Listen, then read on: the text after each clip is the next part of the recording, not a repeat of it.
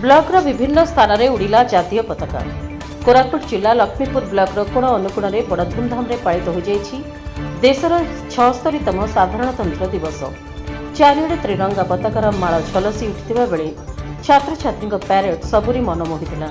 घोषवाद्य सह जनगण मन अधिनायक जय गान में ब्लॉक सदर गुंजरी उठिथिला। लक्ष्मीपुर पंचायत समिति कार्यालय परिसर मध्य जातिर पिता महात्मा गांधी प्रतिमूर्ति आगे धूप दीप दे पूजार्चना कर पुष्पमाल्य अर्पण कलापर अध्यक्ष सुआई कुलेसिका पताका उत्तोलन करते। विडीओ गुरेश्वर भोई पताका उत्तोलन समय उपस्थित रही गणतंत्र विषय में निजर अभिभाषण प्रदान करथिले।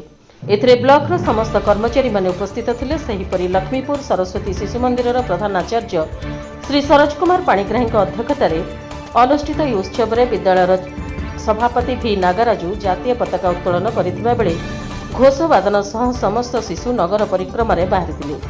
सांगाना high school UN Raju Balika Vidyalaya BJP कार्यालय ठारे पूर्वतन विधायक कैलाश चंद्र कुलेशिका जोगदे पताका उत्तोलन करथिबा बेले एक्स बोर्ड उच्च प्राथमिक विद्यालय काणीमुसा प्राथमिक विद्यालय Siddheshwari public school Sinai public school और आईईएम पब्लिक स्कूल पताका उत्तोलन सारी समस्त छात्र छात्री प्यारेड रे बाहरिथिले।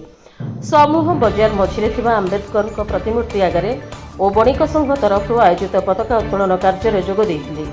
पताका उत्तोलन पर छात्र छात्री मानकु मिष्टान्न बंटन करा जायथिला।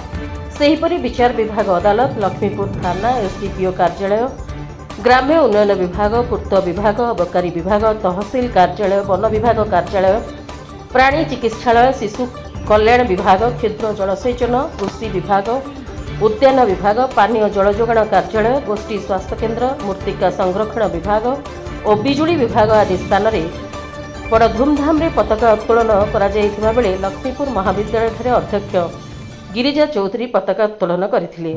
अत्यंत गहली को आखि आगे रखी लक्ष्मीपुर पुलिस तरफ व्यापक पुलिस मुतयन करा जायथिबा बेले शांति श्रृंखला रे पवित्र दिन को पिलाठू बुढ़ा सभी हस खुशी पालन करथिले।